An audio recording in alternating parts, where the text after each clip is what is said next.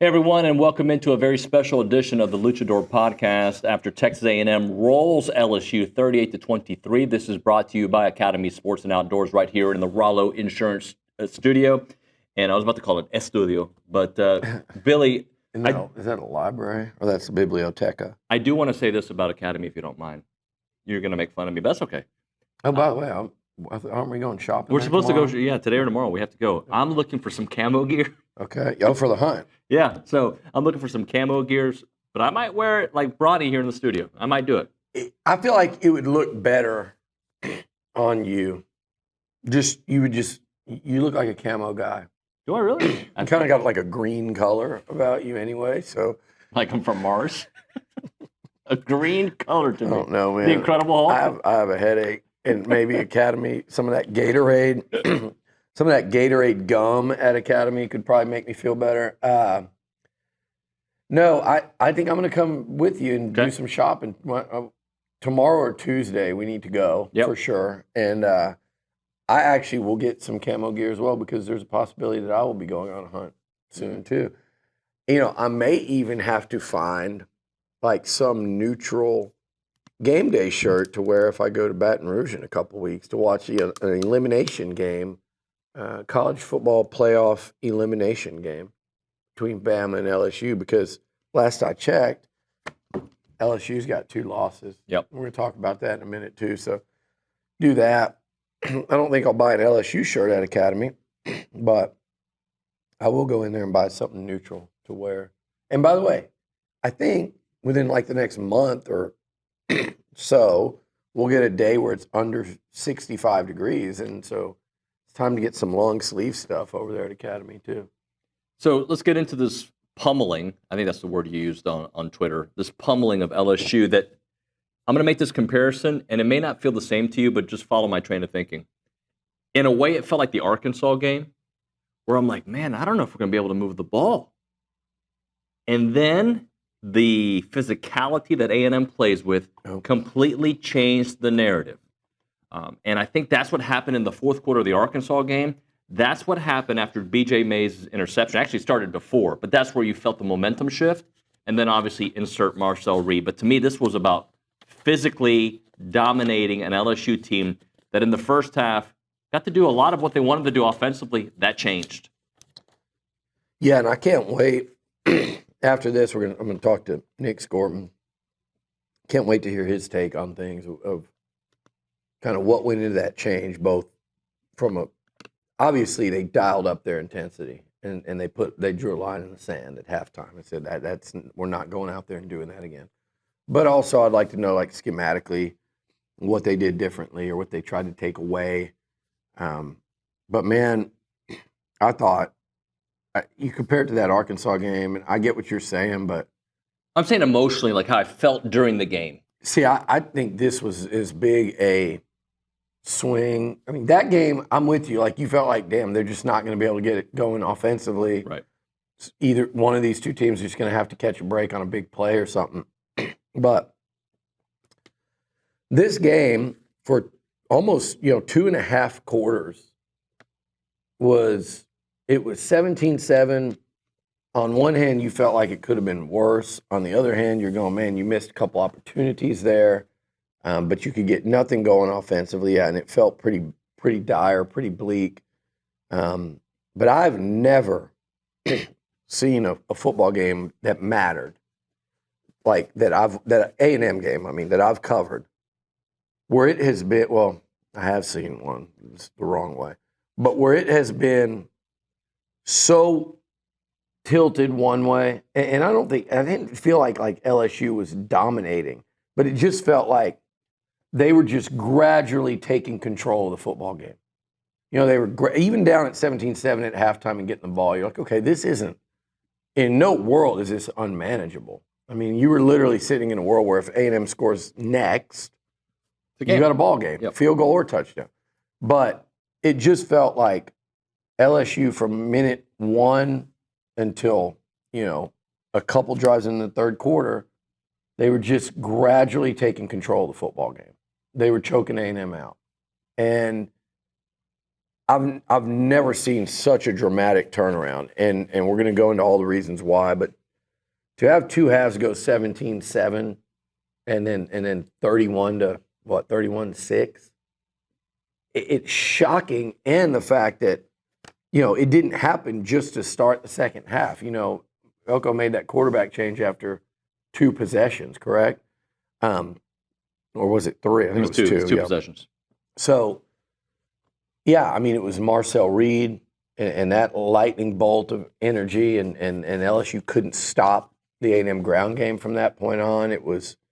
He lit up the stadium. It was the defense getting, they were getting to Nussmeier. They were, 3 second-half interceptions. It's insane. It's wild, but it's all the things that I said about LSU all week. When people were just like glazing this team all week on every level, from ESPN to the SEC network to social media, everything. Garrett Nussmeier is inaccurate when he's pressured, and I know that he doesn't get sacked a lot, but he got pressured like crazy against Ole Miss. That's Garrett Nussmeier. He makes bad decisions with the football, like the one that should have lost them the South Carolina game. That's Garrett Nussmeier. He threw for 40% completion against Ole Miss. He was 50% against A&M. He'll miss open receivers from time to time. That offensive line is really good at LSU, but I say this all the time, and I mean it. I will always take a great defensive line over a great offensive line. I think you got guys like Nick Scorton, Shamar Stewart, Albert Regis, Shamar Turner, like Rylan Kennedy, Cassius Howell was a beast yesterday. You can't stop those guys. DJ Hicks, they're just rolling dudes out there. LSU's O-line is elite at the tackles. It's good on the inside. They're not good enough to stop these guys. Nobody is. And so as the game wore on, they just imposed their will. And then credit Mike Elko, Jay Bateman, Colin Klein, like the adjustments those guys made as that game went on. They took Brian Kelly and his coaching staff to school. They did. And they got rid of Denbrock last year, and all the LSU people tried to tell me that it didn't matter. And they lost Jaden Daniels, Garrett Nussmeier. I'm reading people that I trust and respect tell me Garrett Nussmeier is going to be the first quarterback picked in the draft. My ass he is. I don't care that he's got a pretty football that he throws. That's not a number 1 draft pick. And A&M made him look exactly what he was.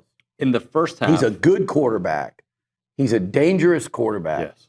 If you let him I said this all week, if you let him get hot, okay, I think he's a good quarterback. Don't get me wrong. But I thought when you're playing a team with a quarterback that can be very inaccurate if he gets pressured a little bit and that will make mistakes with the football, and I said this about him this summer. And a team that, if you look at LSU, they don't run the football against good, like they couldn't run it against Ole Miss. Now they certainly couldn't run it against A&M. So if you're going to give me that, yeah, 17-7 at halftime surprised me because I thought the A&M defense would play. Well, what I saw in the second half is it's actually better than I expected. Yeah. But that was more to what I expected because I would take this defense over that offense all day. They scare you with the weapons. They scare you with Taylor and Lacey and Nussmeier and the tackles and Caden Durham when he's in space. And you saw Anderson go for 75. Like the speed scares you. It's a threat. But the A&M defense is better than the LSU offense. And I think my final score prediction was 27-23. There's LSU at 23.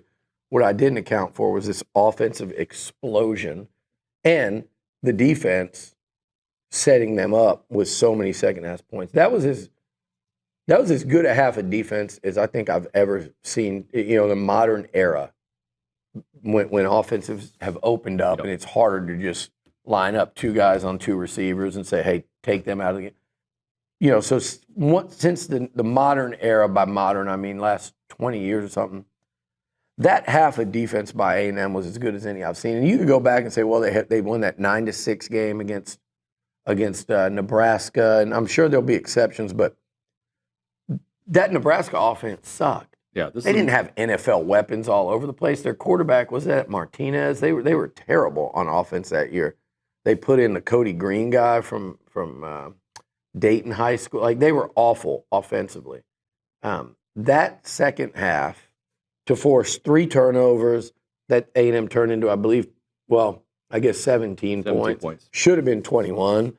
It's football, man. If Ja'Day Walker wants to clean the clock of some LSU player that's been running his mouth all week, all year, coming across the middle and wants to hit him, that wasn't a cheap shot. It was not That's a cheap block. shot. That was stupid. That's a block. And it's that damn Longhorn official calling the flag, too, by the way, which I don't understand why that guy has any business calling a Texas A&M or Texas game.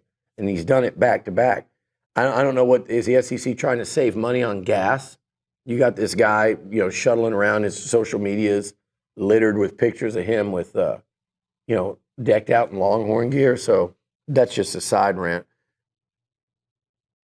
I heard a lot all week from LSU people. I heard a lot. They are delusional from the standpoint of what they think they are right now. And I've always said this. I respect LSU program. I think they're good. But they have not been great, save the best college football team I've ever seen in 2019. And I've seen a lot of good ones. The Bob Stoops OU teams, the Mac Brown Texas teams, the Nick Saban Bama teams. Only seen the Kirby Smart Georgia team once because we never play them. Hopefully that'll change a month or so from now in Atlanta. But I listened to it. LSU will probably lose a third game. And you can fact check me on this. If they lose one more game, this would be, A&M joined the SEC in 2012. This is year 13. I think only 2 of the 13 seasons, if they lose one more game, 2 of the 13 seasons, LSU would finish the regular season with 2 losses or less. Look, Aggie fans would trade anything to have that 2019 season or the other 2 national titles LSU. This is not an A&M versus to LSU comparison. This is where people get lost. This is why I didn't think I thought LSU was overhyped, and I thought people came in talking about them too much versus they should have been putting A&M and LSU as almost like on a dead even level. If you looked at their resumes, if you looked at who they beat, all I kept hearing about was LSU's momentum and how it was all coming together for them and how good they looked. And I thought it was inaccurate. It was irresponsible. I thought both teams, it was people getting too emotional, LSU, because they see that purple and gold and they see the playmakers and the big play and they think it's coming back.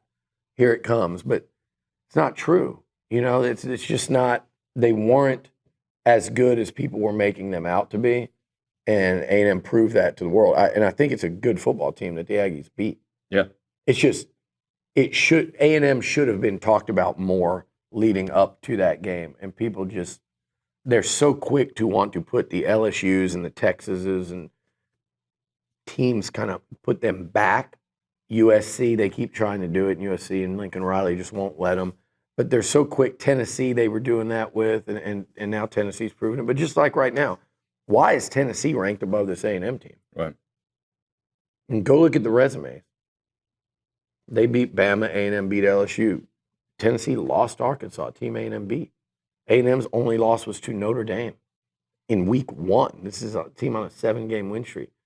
You ought to be able to course correct in the middle of a season. Texas A&M should be ranked ahead of Alabama and Tennessee right now. And quite frankly, if I'm ranking SEC football teams right now, I think I'd go Georgia 1, A&M 2, Texas 3. If you've been watching the last few weeks. It doesn't mean it won't change, but this team is playing incredible football, and they were playing really confident football heading into this one. And you could kind of see this coming. What I couldn't see coming What I could see was Kyle Field. Most electric atmosphere I've ever seen at Kyle, 12th man. You guys were amazing. I had some buddies in from Ohio. They're big Ohio State fans. It doesn't. You can't even compare it. You can't. Cannot compare it. They were in awe of the whole thing. All these the score, maybe a little more points for A&M than I would have predicted, but A&M winning that game, could have predicted it. Playing great defense, could have predicted it. Running the football, could have predicted it. Did not predict Connor struggling like that, Marcel coming in and being Superman. Like, what a story. We're burying the lead with that. Yeah, we're going to get to it. But all of this you could have predicted, in my opinion. Like, it wasn't something that should have felt unheard of and shocking at all. What's so fun about fun? It can take any form. Be a sacred ritual. Who wants chicken? Or a random whim. For us, fun is everything. Academy Sports and Outdoors. Have fun out there. Well, so Billy, I was talking to Jacob Hester at halftime, okay? Who's one of the good guys. He's great. Jacob's awesome. He's awesome. And at that moment, I was like, dude, Nuss is fantastic. Because the first half, Nuss was fantastic. And he asked me, what's up with Connor? And I didn't have an original thought. I made the comment, and I'm sure 100,000 people were thinking it. I think they need to go to Marcel. And the reason I thought they needed to go to Marcel was they needed a spark. And also, I knew that LSU struggled with Lenora Sellers. Yeah. Marcel Reed adds that dimension. And, oh, by the way, when he had to throw, what a beautiful freaking pass to Noah Thomas. Oh, man. The two passes were big time, too, because the swing pass to Le'Veon, it was a great play call. And again, I want to go back to, I thought Colin Klein, the adjustments his coaching staff made, you can't not say it. You can't sit here, we're going to sit here for 45 minutes or an hour, you can't not point out the job those coaches did. And I'm looking at little things like, I'm looking at the running backs and how they're playing, but then I see Amari Daniels block an LSU defensive lineman as a lead blocker for Terry Bussey and literally decleat an LSU Tiger defensive tackle. Okay? Amari Daniels, if he's 5'9", I'd be shocked. And just what Trooper Taylor's done with that group of just their toughness. Those A&M DBs, how they go after the football. It's like nothing we've seen around here in a while. It's fun to watch. The coaching job that Ish and Jordan Peterson and BGA are doing, like it's really special. It's fun to watch, and it all starts at the top with Elko. And he's the head coach because he has to make head coach decisions, David. And I don't know why I called you David there. I like it. He's the head coach because he has to make head coach decisions. And we were all sitting there wondering it, right? Like you said, 100,000 people going, man, you got number 10 on the bench. He's 3-0 as a starter. That run game element, it seems to be like just something to throw a change up at him. And even to me, I'm not even so much thinking that they were just going to have such a hard time with the design run. I knew that Marcel's very crafty in that phase of the game with the football and with the keep or go or keep or give. But I was just even thinking, man, they're getting a lot of pressure. Marcel at least can elude and avoid some of that and make things happen, but he didn't even have to. He didn't really even have to do much scrambling. It was just run the football. But we're all thinking it, but none of us have to make that decision and know that there's a ripple effect there with your quarterback. But the goal was to win a football game last night. And what they were doing and the way Connor was seeing it or not seeing it or his feet looked, he never looked settled, comfortable. He just looked bad. And they weren't going to win the football game that way. And the goal is to win the football game. In that environment, that opportunity, that atmosphere, you're playing for an SEC title, you're playing for a playoff berth. Just like if a receiver had dropped 3 passes, you stop throwing it to him or you put somebody else out there. And Marcel had earned that right because he had played so good prior, and he'd earned that trust to be put in that situation. And I also like that Elko gave Connor the start of the second half. Like, let's see.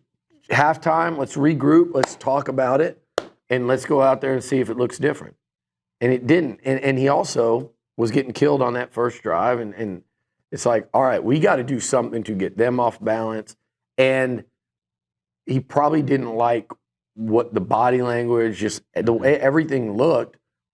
And you got a guy out there that, like, everybody in that locker room knows can go out there and make plays. So it's like, I saw him come off immediately when it happened. I was like, wow, he's actually going to take him out. I saw him hug him, talk to him. Connor looked really disappointed, understandably so, walked off.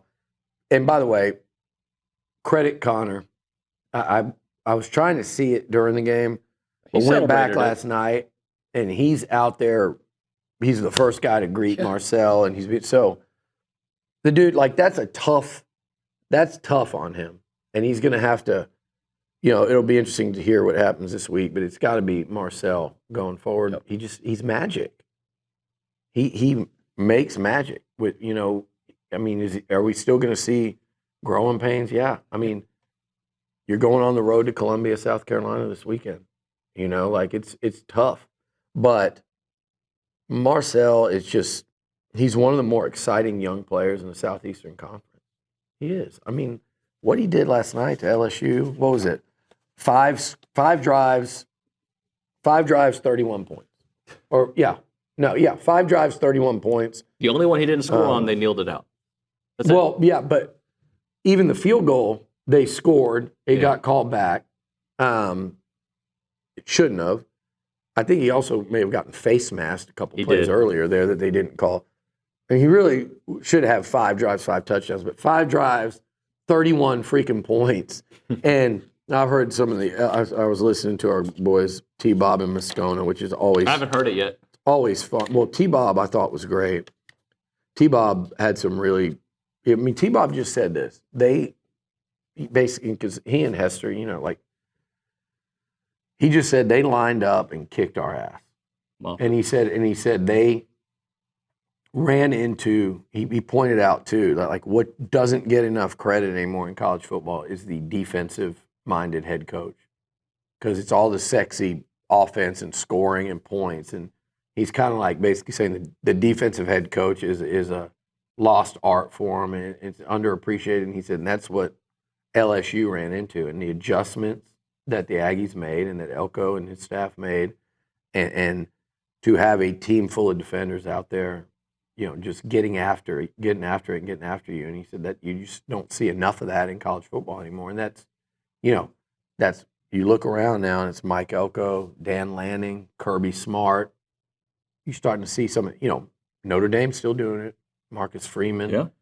You're starting to see it. You look around that top 10, 11, whatever, and you're starting to see a lot of these defensive-minded head coaches asserting themselves, and that's what happened last night. And Brian Kelly, by the way, I don't think I have seen worse body language from a coach that at the time I think was down like 21-17. Yeah. He's like squatting down, looking like dejected, like he doesn't have an answer. Because he knew the volcano was erupting. He knew Kyle Field was affecting the game. Yeah, it was. And the momentum changed. God, did it ever. Did the momentum change? Kyle Field affected the game. The 12th man was incredible. Marcel DJ Reed. Mike played his ass off last night. But like, it's literally, and by the way, A&M's done a lot to make that atmosphere what it was last night, too, over the years. Yep. There's people that, Sam Torn led that charge years ago, but and there was a group from, I think, the 12th man, and they would go around. I went to a random LSU Bama game, I think, a few years ago. It was the year A&M was ranked in the playoff. This was 2016, and you see people. I think I saw people from A&M. They're there, like, kind of going around and studying SEC environments to make this game day atmosphere better. And it just gets better and better each year. And like what football did with the blackout, with the uniforms, with the crowd, you see people going, I hope. How funny would it be if they lose in those uniforms? It wouldn't be any different than if they lost in maroon and white. Yeah. But I'll tell you what, it's a hell of a lot cooler winning in all black alternate uniforms and having 108,000 dressed in all black going crazy celebrating LSU's funeral. That was nice. That was fun. But yeah, like things like that, like thinking outside the box or recognizing like we need to do more here for this atmosphere at Kyle Field. And that was like the culmination of a lot of people's hard work, but none more so than Elko, his coaches, his players. And damn, Nuño, like the way these guys fight and hang in, and they're catching the imagination of, like, we talked to a ton of former players. They're in. Like, golly, man, I love these guys. They're doing that. The national media now catching on. I mean, they had an eye on it. They were had an eye on it. Now, look, I said when they lost to Notre Dame, like, man, it just sucks. You're tied in the fourth quarter of that game. You can't get it done. That's such an opportunity to beat that team on that stage. But I said the next day, there's going to be more opportunities. They're now 2-1 against top 10 teams at home this year.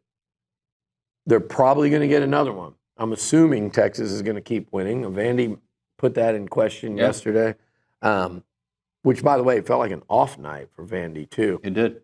But they're probably going to get another one in here. And the spotlight's going to be even greater. So they're playing in prime time almost every week. What Notre Dame, Missouri, LSU, they've played 3 times now this year where it's been the biggest SEC game of the week, really. And now they're going to go, they'll get one more crack at it. But they're actually probably being who's playing this weekend in the SEC? Because I think it's not Georgia, Tennessee. South Carolina A&M might be the biggest game in the conference this week. It's a cocktail party. Is that what it is? Yeah, the cocktail party is definitely this weekend. Well, I got the games right here. I guess by record, South Carolina is not. So it won't. Well, we all know that matchup is. Yeah, we know how tough that game's going to be, and everybody's going to be watching to see if they can pull an upset. All right, you want the games for this weekend? We've got Ole Miss visiting Arkansas, Vandy, Auburn fresh off their win over Kentucky, Oklahoma, Maine, Florida, Georgia, UMass, Mississippi State, South Carolina A&M, and Kentucky, Tennessee. So really, this will be the 4th time in 9 games, right, that Texas A&M will play in what could be argued as the biggest game in the SEC that weekend. Yep.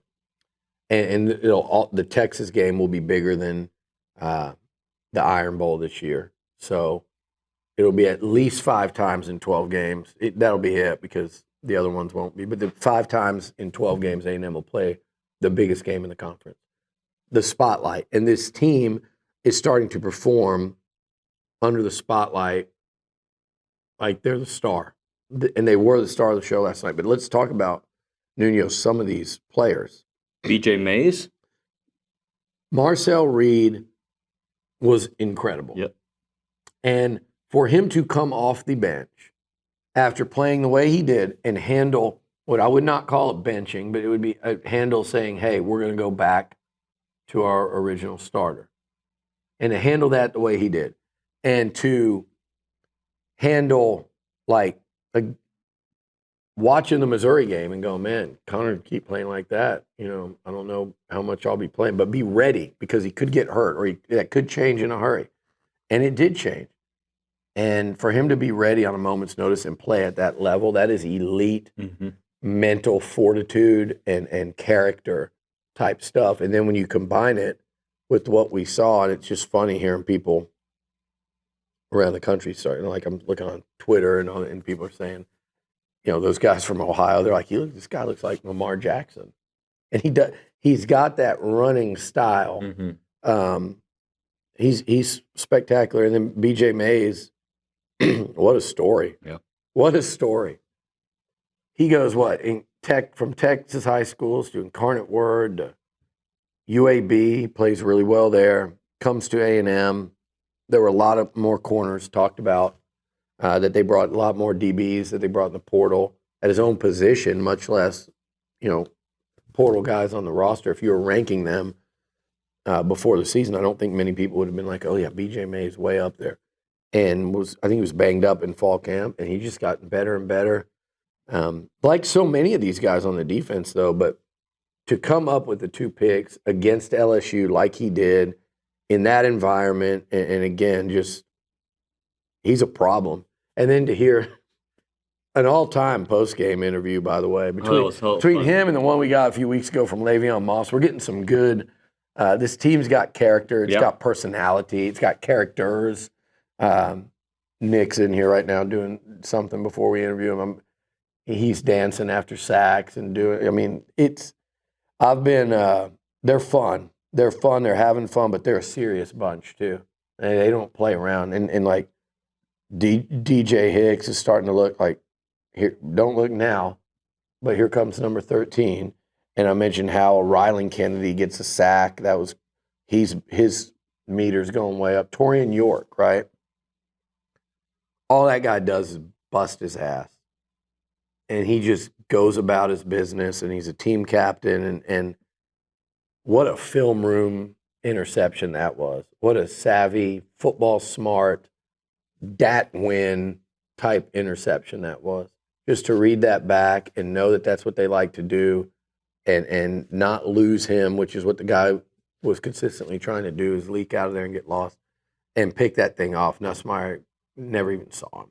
Didn't know. So, I mean, you could go up and down. I'm just sitting here on defense. I thought Scooby, again, he just flies around. Jaden Hill, two tackles for loss, right. And everybody – they've figured out that nickel on how to get the best out. 2 tackles for loss by him, 2 interceptions from B.J. Mays.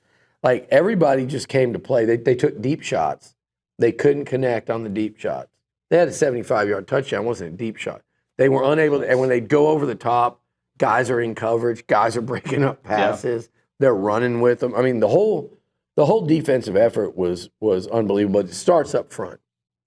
When LSU lines up and they try to run the damn football, and by the way, Whit Weeks, where you at? Where were you? Love that guy as a player. But again, all I heard about all week was Nuss and Whit Weeks. That's all I heard about. They did a great job on Mason Taylor, who I think is as good a tight end as in the country. He had a touchdown on that. Was it the second drive? He had a touchdown, but 3 catches, 21 yards for Mason Taylor. Lacey, 5 for 106. He had a good game, but he didn't. At no point did I feel like he took over, and he can. Yep. So I mean, 5 for 106 isn't good, but he did not take over the game. He was not he wasn't out there like a difference maker, game changer. But what they did to Caden Durham, 11 carries for 15 yards. LSU as a team, 23 carries for 24 yards. They just did this. They ragdolled him. They grown-manned him in the trenches. That LSU O-line, that vaunted O-line that is damn good, they said, you're not moving us. You're not. And you gave up 2 sacks all year. We're going to get 2 tonight.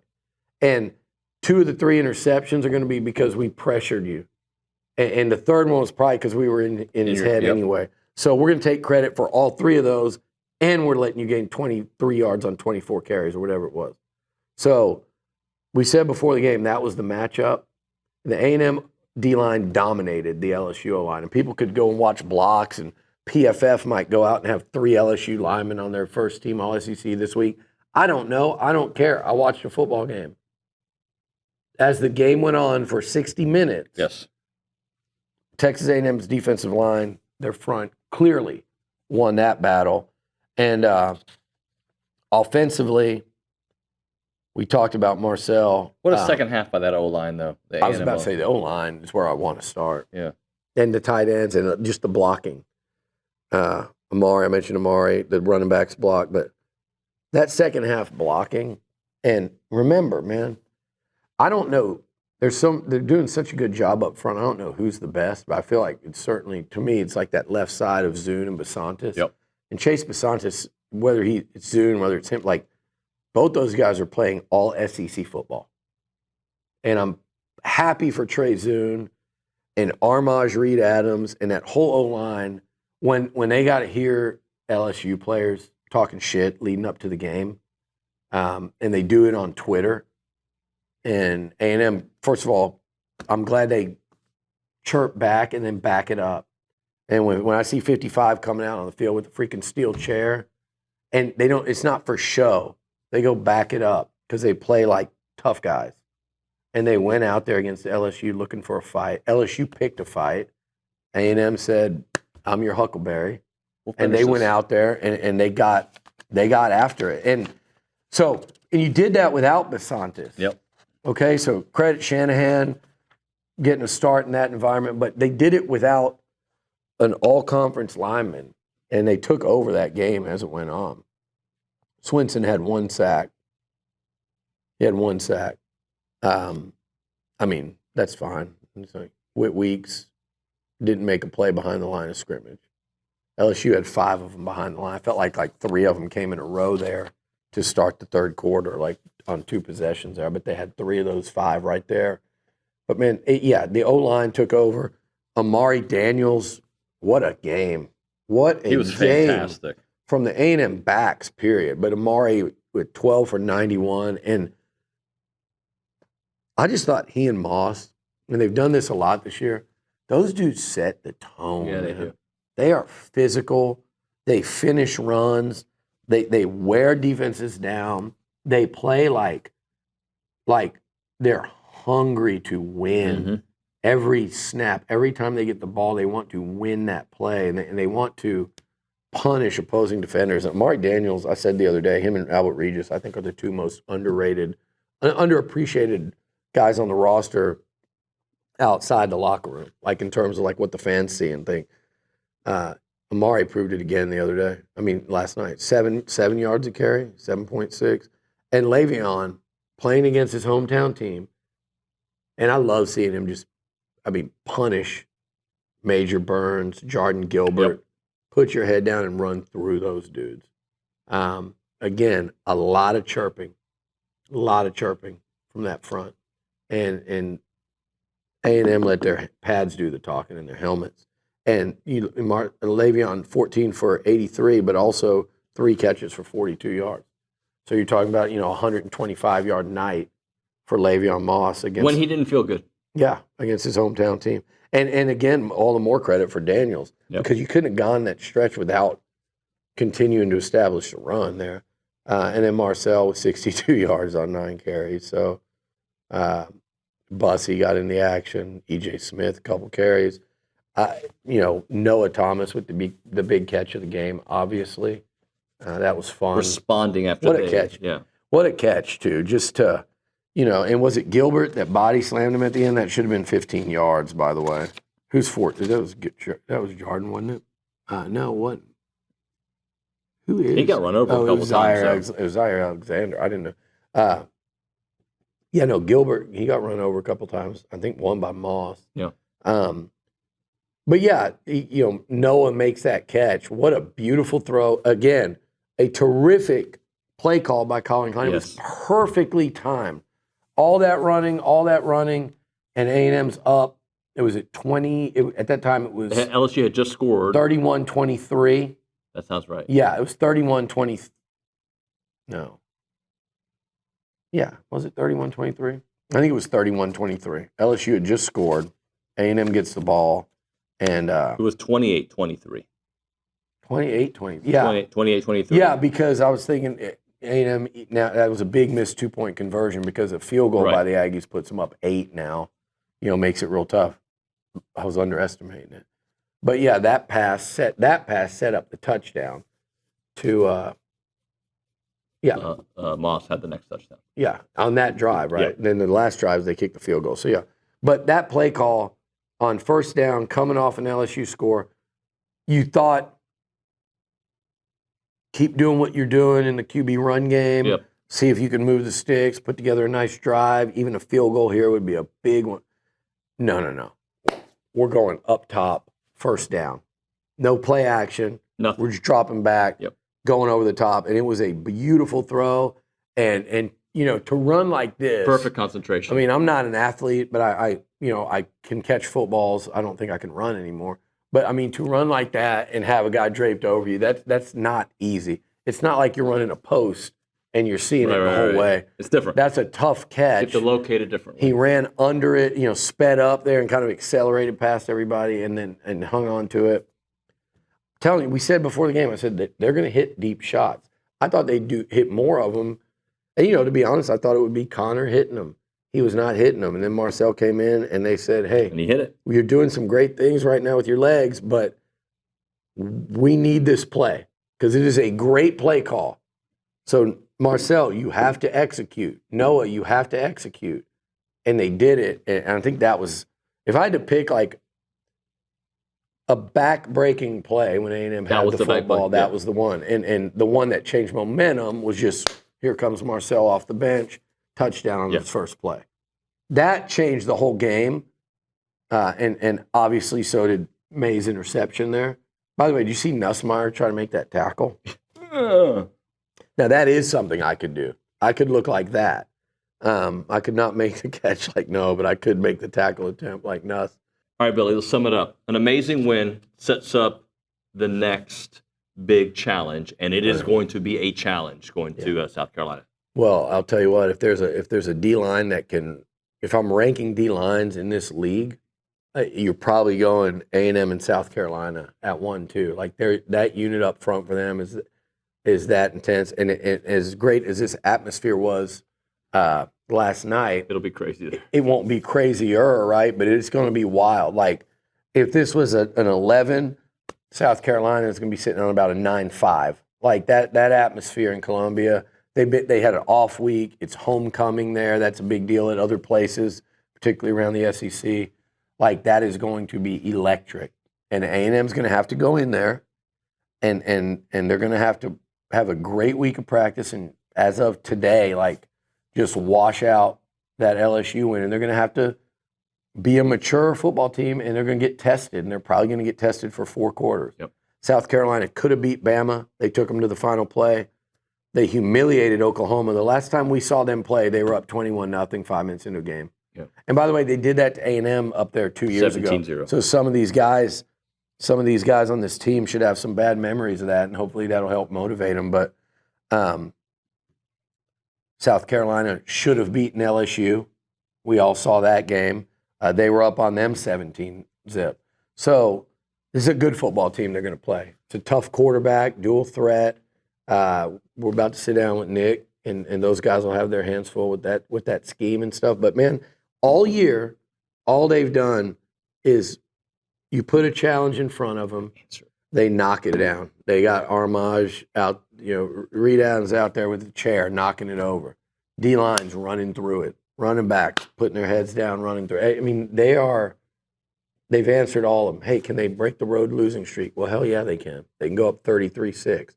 Can they win in Starkville? Yeah, of course they can. Can they win close games in the fourth quarter? Bowling Green, Arkansas? Yeah, we can do that too. Can they rebound from the tough loss at Notre Dame? Yes, emphatically. Can they deal with a changing quarterback situation? Yeah, they dealt with that fine. So did the quarterbacks, both those guys. So can they play a massive game at home and win? Yeah, they've done that twice now. And by the way, Nuño, before we go, that's 5 SEC wins, and that is 4 of them by double digits. No one's talking about that. I know that game last night was tough. That game was tight. They won the game by 15 points. They're beating SEC teams every week by multiple scores. Even there are always going to be struggles, but this is a damn good football team, and the scary thing is they're getting better. Thank you, Billy. Thank you to everybody watching. We'll see you tomorrow on TexAgs Live. Fun, memories, friendship. We're here for all of it. Here for the big moments and the small ones, too.